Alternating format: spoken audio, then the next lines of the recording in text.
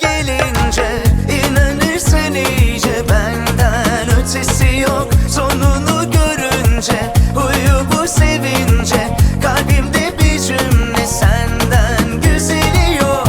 Gün geçince kendine gelince inanırsın iyice, benden ötesi yok. Sonunu görünce huyu bu sevince, kalbimde o cümle senden güzeli yok.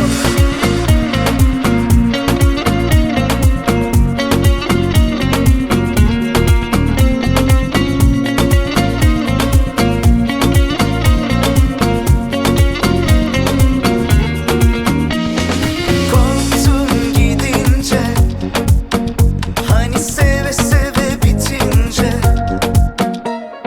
İki yol bir aşk var, tabii yanlışı seçince.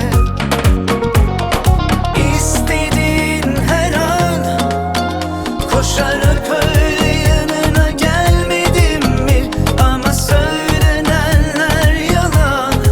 Sen de ona buna inanıp üzmedin mi bizi? Kaç gün geçince kendine gelince inanırsın iyice, benden ötesi yok. Sonu